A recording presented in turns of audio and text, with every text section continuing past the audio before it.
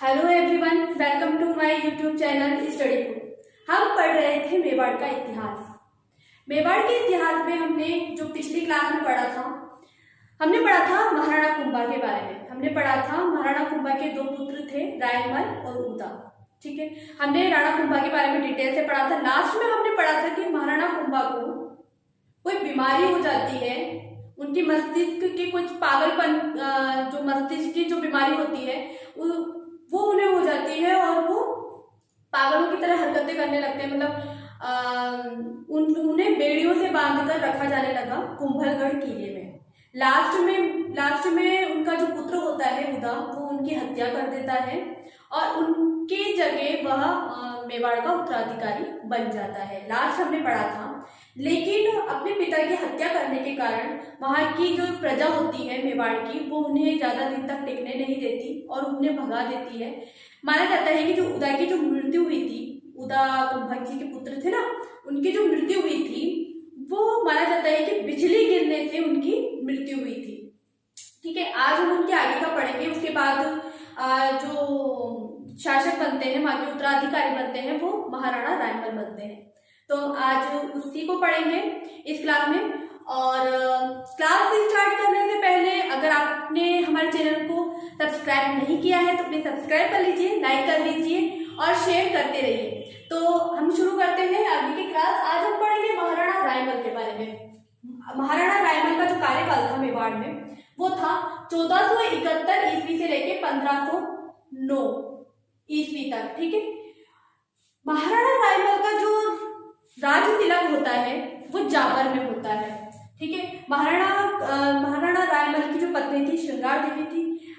हमने पढ़ा था कि राव जोधा और महाराणा कुंभा के बीच में एक संधि करवाती है हंसाबाई, है ना, करवाती है ना। उस संधि में उन्होंने ये भी शर्त रखी थी, ये भी संधि हुई थी उनकी कि जो राव जोधा है उनकी बड़ी पुत्री का विवाह किससे होगा, राणा कुंभा के बड़े पुत्र से होगा। ये संधि भी हुई थी।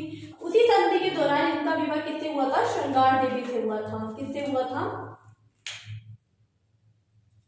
श्रृंगार देवी से हुआ था। श्रृंगार देवी कौन थी, राव जोधा की पुत्री थी। ठीक है, जो इनकी पत्नी होती है महाराणा रायमल की, वो कौन होती है, श्रृंगार देवी होती है। पुत्र, महाराणा रायमल के 4 पुत्र होते हैं और 1 पुत्री होती है। ठीक है, सबसे बड़े पुत्र होते हैं पृथ्वीराज, छोटे पुत्र होते हैं जय सिंह, फिर जयदेव, फिर होते हैं सांगा। सबसे छोटे पुत्र थे सांगा और उनसे छोटी उनकी बहन थी जिसका नाम था आनंदी बाई। अब क्या होता है कि ये जो चारों पुत्र होते हैं ये पंडित जी के पास जाते हैं। भाई उस टाइम पे तो जो राजकुमार होते थे वो ऐसे स्कूल थोड़ी ना पढ़ने जाते थे जैसे आज हम जाते हैं पढ़ने, वैसे थोड़ी ना वो स्कूल जाया करते थे, है ना। उनको अलग से ही ज्ञान दिया जाता था, शिक्षा दी जाती थी, है ना। जो बड़े बड़े पंडित होते थे, बड़े बड़े महाज्ञानी होते थे उनके द्वारा, है ना। तो ऐसे ही ये चारों के चारों एक पंडित थे, बहुत महान ज्योतिषी थे। उनके पास जाते हैं चारों पुत्र, छोटे छोटे हैं ये भी, है ना। चारों पुत्र जाते हैं और वहां पे बैठ के बढ़िया अपने अध्ययन कर रहे हैं, ज्ञान प्राप्त कर रहे हैं ज्योतिषी के पास जाके।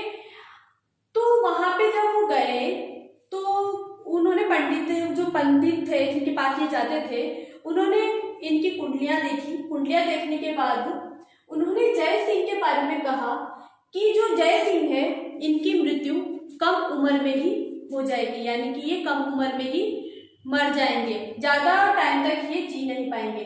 और जयदेव थे, ये पुत्र कौन थे, ये शराबी थे। इनका जो मतलब जो पूरा जीवन बीता वो शराबी में बीता, तो इनको राजपाट से तो कोई लेना देना ही नहीं था, है ना। इसके बाद था सांगा। इनकी जब उन्होंने कुंडली देखी तो उन्होंने देखा कि ये मेवाड़ का महान शासक बनेगा, आने वाले टाइम में मेवाड़ का महान शासक बनेगा और इसकी कुंडली में राज योग है। ठीक है, अब बड़े पुत्र कौन है, पृथ्वीराज है। जब वो पंडित इन सांगा के बारे में ऐसी बातें बोलेगा कि राज योग किसकी कुंडली में है, सांगा की कुंडली में, तो भाई बड़े पुत्र को तो जलन होगी, है ना।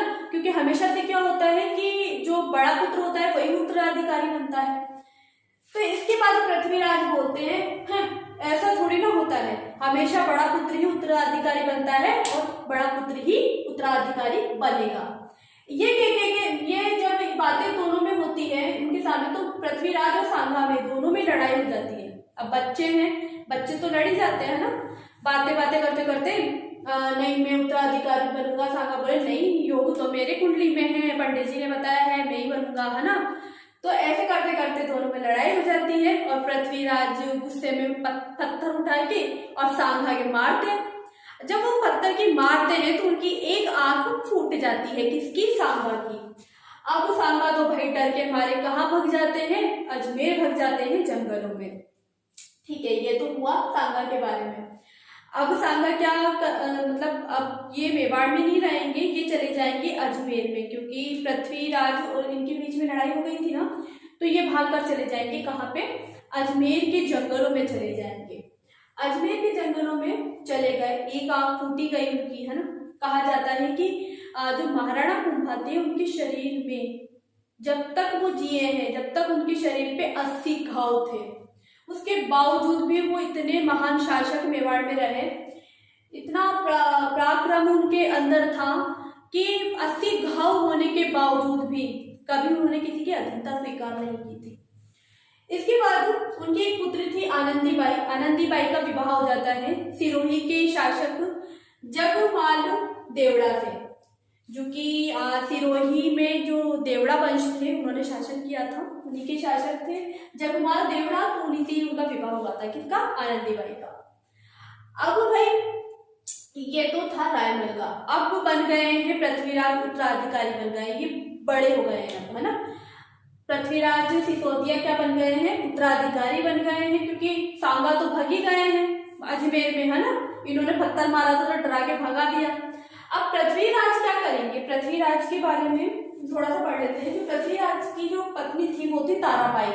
आपने अजमेर के तारागढ़ किले के बारे में सुना होगा, है ना, जिसका नाम बदलकर तारागढ़ रख दिया गया था, लेकिन उस सबसे तारागढ़ का नाम नहीं था। वो क्या करते हैं, अपनी पत्नी ताराबाई के नाम पर उस किले का परकोटा बनवाते हैं, किलेबंदी करवाते हैं और उस किले को तारागढ़ किला नाम दे देते हैं। कौन? पृथ्वीराज सिसोदिया। तेज धावक होने के कारण इनको उड़ना राजकुमार कहा जाता था। ये प्रश्न बहुत सी बार एग्जाम्स में आए हैं कि उड़ना राजकुमार किसे कहा गया, तो कुछ ऑप्शंस आएंगे तो हम लिखेंगे पृथ्वीराज सिसोदिया को, है ना। तो इन्हें तेज धावक होने के कारण क्या कहा जाने लगा? उड़ना राजकुमार कहा गया। इनकी जो मृत्यु हुई थी, आनंदीबाई जो इनकी बहन थी ना, इनके पति ने इनको मरवा दिया था जहर देके।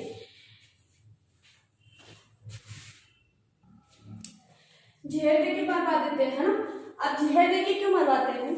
ये आनंदीबाई को करते हैं परेशान। कौन? जगमाल देवड़ा।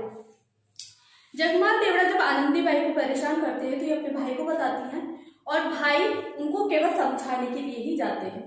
कौन? पृथ्वीराज सिसोदिया। कहाँ जाते हैं? अपनी बहन के ससुराल में। किसको समझाने? जगमाल देवड़ा को। जब ये अपनी बहन को समझाने जाते हैं तो वहां पे खाने में जगमाल देवड़ा इनको क्या दे देता है? जहर दे देता है। जब ये अपनी समझा कि अपनी बहन के पति को समझा के जब वापस आ रहे थे तो जहर का असर तो धीरे धीरे होगा, है ना। जब ये समझा के आ रहे थे वापस, तो कुंभलगढ़ दुर्ग आते आते इनकी मृत्यु हो जाती है। जब कुंभलगढ़ दुर्ग आते आते इनकी मृत्यु हो जाती है तो इनकी जो छतरी बनती है वो कहाँ बनती है? जो महाराणा कुंभा की छतरी थी ना, ये उसी के पास इनकी छतरी बनी हुई है। इसको उड़ना राजकुमार की छतरी भी कहा जाता है और 12 खंबे की छतरी भी कहा जाता है। महाराणा कुंभा की छतरी भी कुंभलगढ़ दुर्ग में ही बनी हुई है और जो पृथ्वीराज सिसोदिया है इनकी भी छतरी कहाँ बनी हुई है? कुंभलगढ़ दुर्ग में ही बनी हुई है। इसके बाद हम पढ़ेंगे राणा सांगा के बारे में। अब राणा सांगा वापस आएंगे, ठीक है, क्योंकि भविष्यवाणी करी थी ना पंडित ने कि राजयोग किसके कुंडली में है?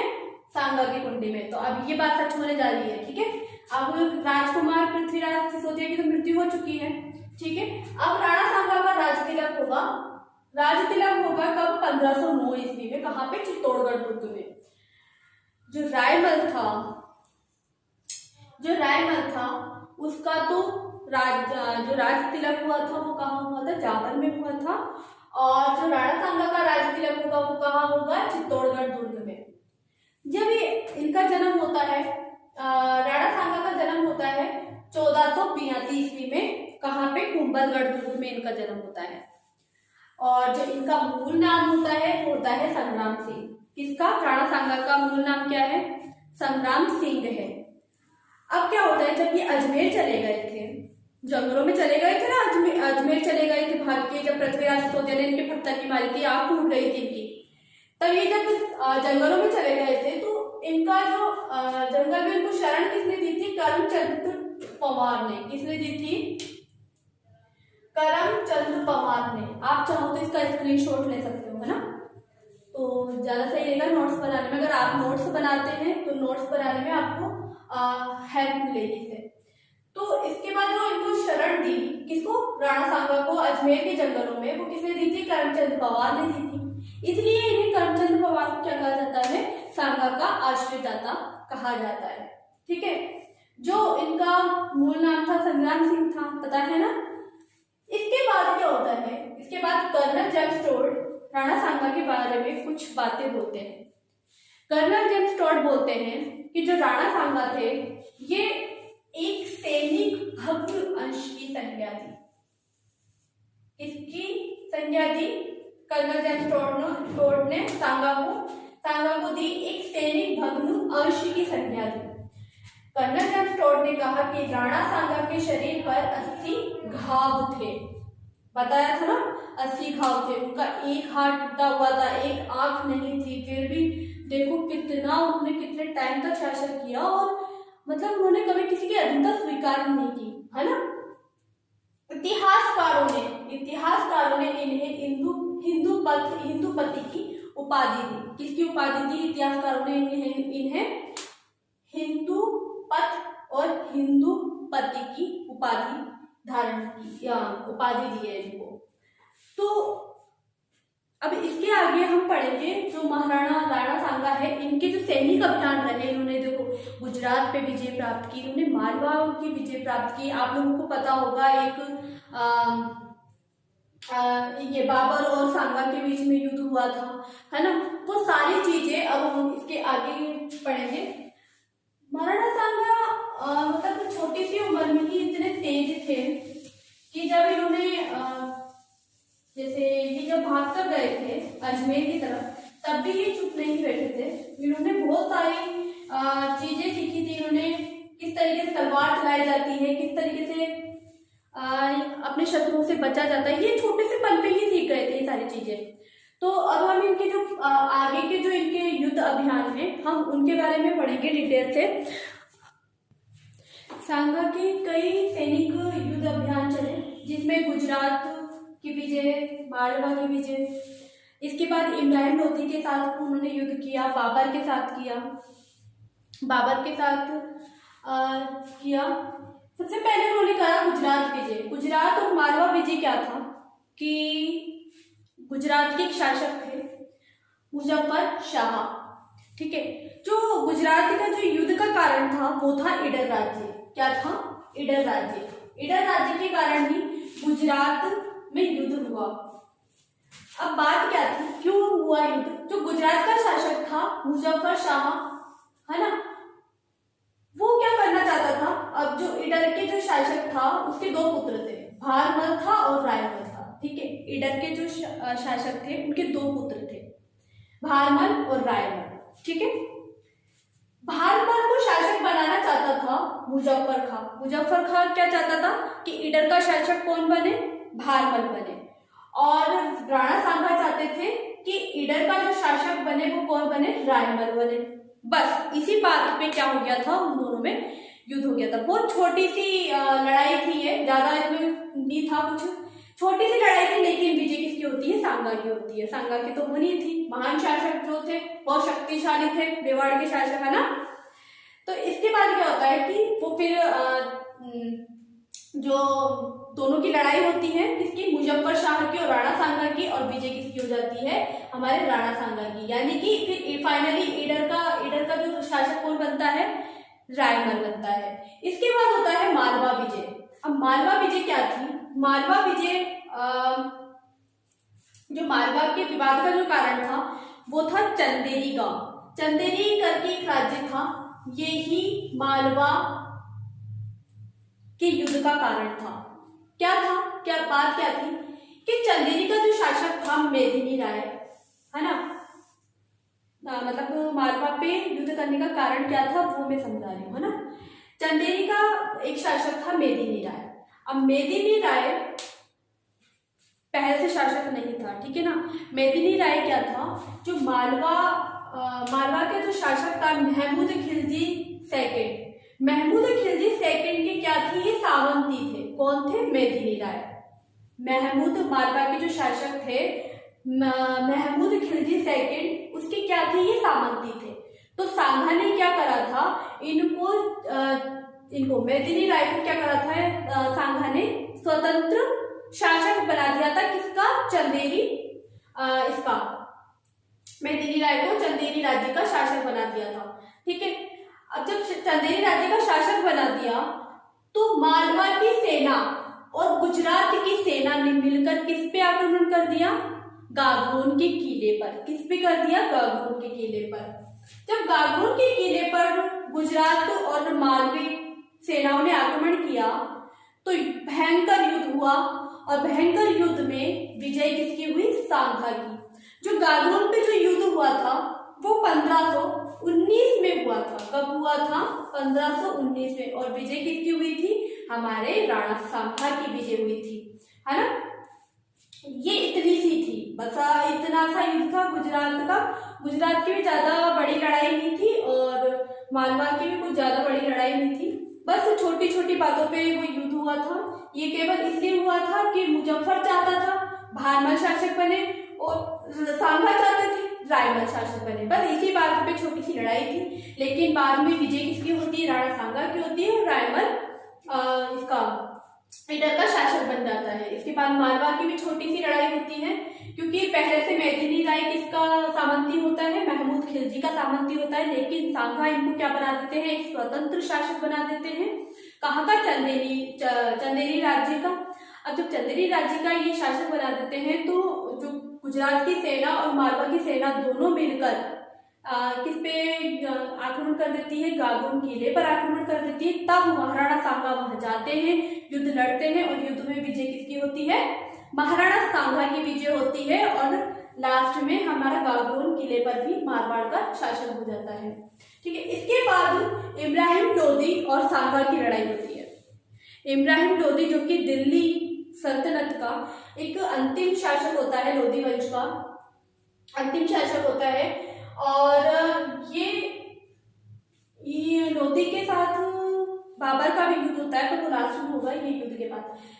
सांगा के साथ इब्राहिम लोदी के दो युद्ध होते हैं। कौन कौन से युद्ध होते हैं, एक तो होता है खातोरी का युद्ध, ठीक है, और एक होता है धौलपुर बाड़ी का युद्ध। जो खातोरी का युद्ध होता है वो 1517 में होता है, और ठीक एक साल बाद 1518 में किसका युद्ध होता है, धौलपुर का युद्ध होता है। खातोरी के युद्ध में अब विजय दोनों में केवल सांगा की होगी, इसमें भी सांगा की होगी, इसमें भी सांगा की होगी, ठीक है। इस खातोरी के युद्ध, जो खातोरी का युद्ध कब हुआ, 1517 ईस्वी में। कब हुआ, 1517 ईस्वी में, ठीक है। खातोरी का युद्ध कब हुआ था, 1517 ईस्वी में। किस किस के बीच हुआ था, इब्राहिम लोदी और सांगा के बीच हुआ था। इस युद्ध में जो हमारे महाराणा सांगा है उनका पुत्र था भारमल। भारमल के 4 पुत्र थे, ठीक है। उनकी 2 रानियां थी, दोनों रानियों के 2-2 पुत्र थे, जिसमें से पहली रानी के पुत्र थे भोजराज। भोजराज क्या करते हैं, भोजराज घायल हो जाते हैं इस युद्ध में, ठीक है। खातोरी के युद्ध में भोजराज घायल हो जाते हैं और इनकी मृत्यु हो जाती है 1523 ईस्वी में। भोजराज की मृत्यु हो जाती है। ये वही भोजराज है जो मीराबाई के पति थे। ठीक है, इसके बाद मीराबाई विधवा हो जाती है और इसके बाद होता है 1 साल बाद ही इसमें विजय किसकी होती है, सांगा की होती है। विजय किसकी होती है, सांगा की। सांगा की विजय होती है। ये युद्ध कब होता है, 1517 में होता है। किनकी के बीच होता है, इब्राहिम लोदी सांगा के बीच में होता है। विजय किसकी होती है, सांगा की होती है। खातौनी के युद्ध में सांगा के पुत्र भोजराज घायल हो जाते हैं और 1523 में इनकी मृत्यु हो जाती है। इसके ठीक 1 साल बाद धौलपुर का युद्ध होता है 1518 ईस्वी में। धौलपुर के युद्ध में इब्राहिम लोदी नहीं जाते हैं, ये अपने सैनिकों को भेजते हैं। सैनिक युद्ध करते हैं सांगा के साथ, लेकिन उसमें भी विजय किसकी होती है, सांगा की होती है। अंतिम बार में इब्राहिम लोदी बाबर से युद्ध करता है। पानीपत का युद्ध आपने सुना होगा बहुत सी बार। पानीपत का युद्ध होता है बाबर और इब्राहिम लोदी के बीच 1526 में पानीपत का युद्ध होता है इब्राहिम लोदी और बाबर के बीच में, है ना। इसमें क्या होता है कि बाबर की विजय होती है और इब्राहिम लोदी मर जाता है। उसके बाद 1526 के बाद 1527 में 1500 अब मुगल वंश की नींव डलेगी, है ना। मुगल वंश की वंश राज करेगा, मुगल वंश की शुरुआत होने लगी है ना। बाबर ने युद्ध करा है पानीपत का युद्ध करने के बाद वो 1526 में पानीपत का युद्ध हुआ। पानीपत का युद्ध होने के बाद इब्राहिम लोदी मर जाएगा, है ना। उसके बाद वो युद्ध किसके साथ करेंगे, सांगा के साथ करेंगे। तो 1526 में पानीपत का युद्ध हुआ। पानीपत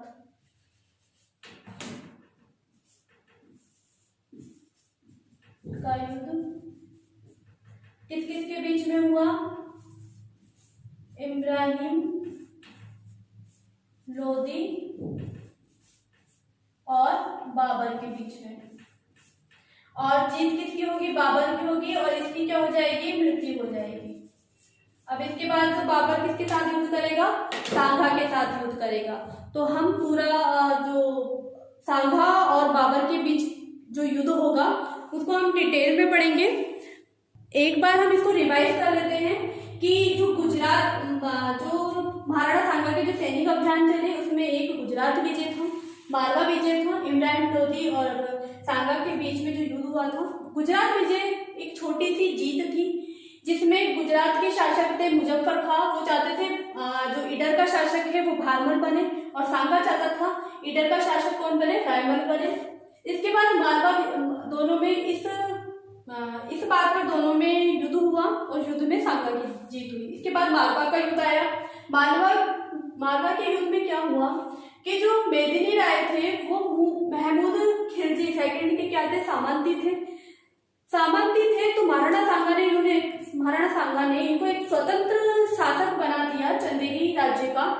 इस वजह से गुजरात की सेना और मालवा की सेना गागुन के किले पर आक्रमण कर देती है तो ये आक्रमण कब करती है, 1519 में, ठीक है।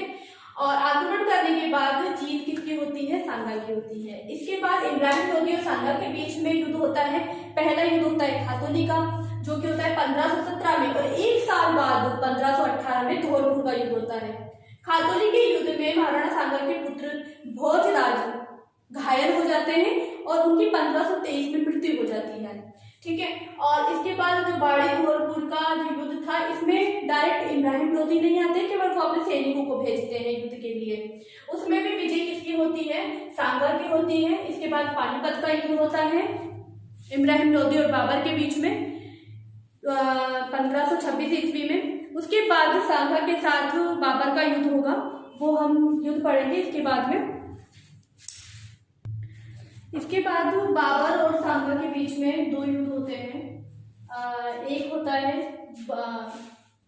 बयाना का युद्ध जो कि होता है 16 फरवरी 1527 में। 1526 में तो उन्होंने पानीपत का युद्ध किया किसके साथ, इब्राहिम लोदी के साथ। और 1527 में वो बयाना का युद्ध करते हैं किसके साथ, सांगा के साथ। लेकिन ना तो इसमें बाबर आते हैं और ना ही इसमें कौन आता है, सांगा आता है। इसमें केवल दोनों की सेनाएं जाती है और दोनों की सेनाओं के बीच में युद्ध होता है, पर विजय किसकी होती है, मेवाड़ी सेना की। 16 फरवरी 1527 में बयाना का युद्ध होता है और 17 मार्च 1527 में, देखो वो फरवरी में हो रहा है और ये वो 16 फरवरी है तो ये क्या है, 17 मार्च है ना, एक महीने बाद ही, फिक्स एक महीने बाद खानवा का युद्ध होता है। खानवा के युद्ध में राणा सांगा और बाबर के बीच में होता है। खानवा के युद्ध को बाबर ने एक धर्म युद्ध की संज्ञा दी, जिसे जिहाद कहा गया। ये क्या होता है कि जब बाबर अपनी सेनाओं को युद्ध के लिए तैयार कर रहे थे, क्योंकि वो सांगा के बारे में जानते थे कि वो मेवाड़ के कितने शक्तिशाली शासक है, तो इसलिए उन्होंने अपनी सेनाओं को कहा कि ये युद्ध हमें जीतना है और ये किसका युद्ध है, धर्म का युद्ध है। जब धर्म की बात आती है तो हर कोई मतलब अपना पराक्रम दिखाएगा, है ना। तो जो बाबर ने संज्ञा दी, बाबर बहुत चालाक इंसान था, बहुत चालाकी से वो हर काम को करता था। तो बाबर ने जो उसी युद्ध को संज्ञा दी, किसकी संज्ञा दी, धर्म युद्ध की, जिहाद की संज्ञा दी, ठीक है।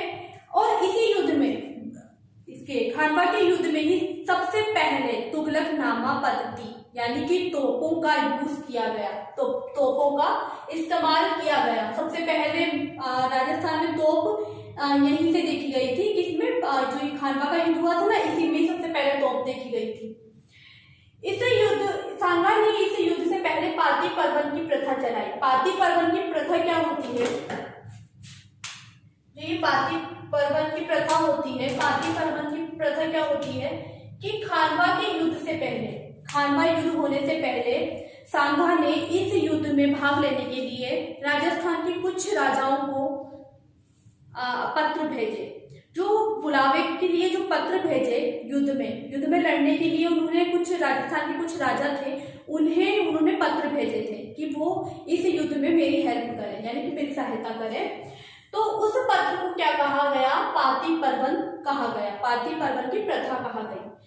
अब इस युद्ध में किन किन राजाओं ने, किन किन जगह के राजाओं ने भाग लिया था, तो सबसे पहले आमेर के राजा थे पृथ्वीराज कछवाहा, इन्होंने इस युद्ध में भाग लिया था और ये इस युद्ध में मर भी गए थे।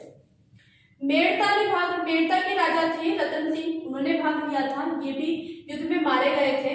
इसके बाद गजनेर के शासक थे अशोक परमार, इन्होंने भी इस युद्ध में भाग लिया था। वागड़ के शासक थे महारावल उदय सिंह, ये भी इस युद्ध में मारे गए थे। और उसके बाद ही जो वागड़ था वो 2 हिस्सों में बढ़ गया था, बांसवाड़ा और डूंगरपुर में, ठीक है। मारवाड़ के शासक थे युवराज महादेव, मारवाड़ के शासक थे गंगा थे। तो गंगा ने अपने पुत्र को भेजा था मालदेव को, ठीक है। तो मालदेव 4000 सेनाओं के साथ राणा सांगा की हेल्प करने के लिए आए थे, सहायता करने के लिए आए थे। तो ये आते हैं और बहुत ही बहुत भयानक युद्ध होता है ये बाबर का युद्ध। और सबसे पहले जो तोप देखी गई वो इसी युद्ध में देखी गई थी। एक तुगलकनामा जो पद्धति है, तुगलकनामा पद्धति क्या होती है, ये तोप सजाने की होती है। इसमें क्या हुआ था, यहाँ पे मान लो बाबर की सेना है, ठीक है, ये बाबर की सेना है, ये इस तरीके से, ठीक है। और यहाँ पे बिल्कुल बीचों बीच ये तोपें रखी गई थी, बीचों बीच तोपें रखी गई थी। ये तोपों के पीछे कौन है, सेना है, ठीक है, ये। और यहाँ पे साइड में तीर छोड़ने वाले तीरंदाजी होते हैं ना, वो थे यहाँ पे साइड में, यहाँ पे तीर छोड़ने वाले थे इस तरीके से, यहाँ पे ये तीर छोड़ने वाले थे। यहाँ बीच में क्या थी, तोप थी और यहाँ पीछे सेना थी और इधर सांगा की सेना थी, ये सारी। अब सांगा की सेना तो क्या लेके आएगी, तलवार लेके आएगी, हाथी घोड़े लेके आएगी, इसके अलावा क्या लेके आएगी, है ना। तोप तो इनके पास थी नहीं, इस तरीके के साधन थे, तो भी इन्होंने पहली बार देखी थी।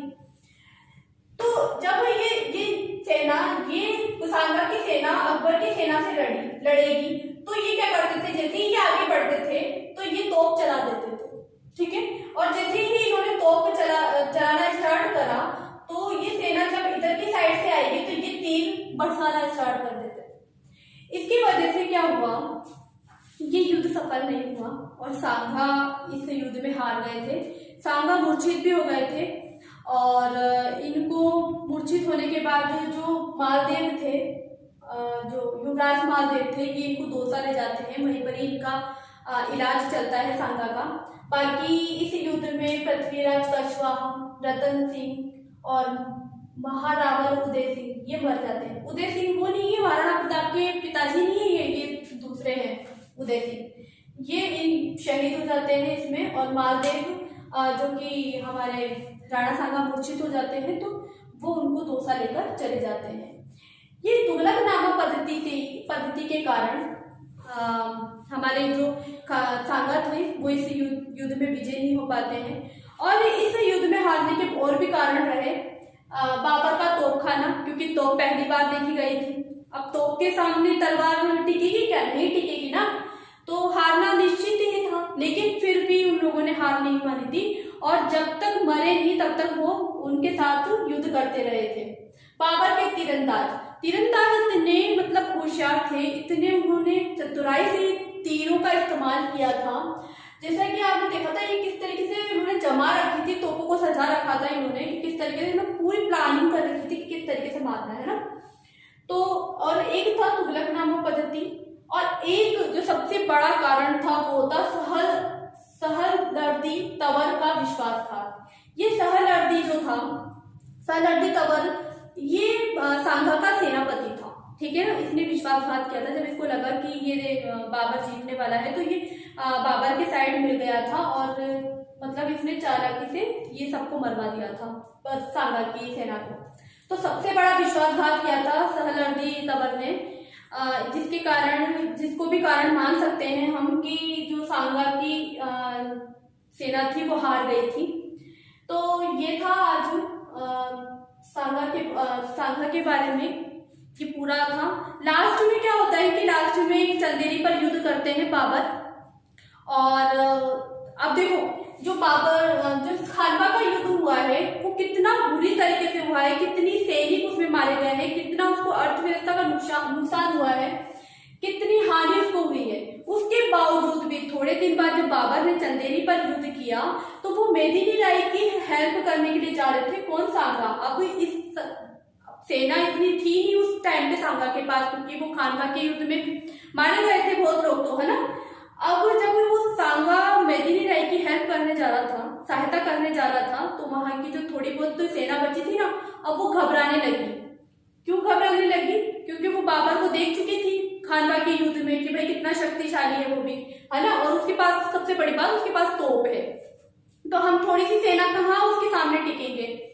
तो इसलिए जब बाबर चंदेरी के युद्ध के लिए रवाना होता है अपने सैनिक के साथ, सैनिक मना करते हैं जबकि सांगा को कि नहीं, हमें नहीं जाना चाहिए वहां पे।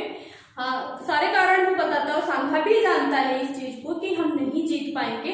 फिर भी वो मेदिनी राय की सहायता करने के लिए जाता है सैनिकों को लेके। तो सैनिक बीच रास्ते में ही सांगा को जहर दे देते हैं और सांगा की मृत्यु जो है वो भीलवाड़ा के आसपास होती है। और वहीं पर ही जो मांडलगढ़ है ना भीलवाड़ा में, वहीं पर ही होती है और वहीं पर ही उनका अंतिम संस्कार किया जाता है और वहीं पर ही उनकी छतरी बना दी जाती है, जिसे हम 32 खंभों की छतरी भी कहते हैं, ना। तो ये था आज का राणा सांगा के बारे में।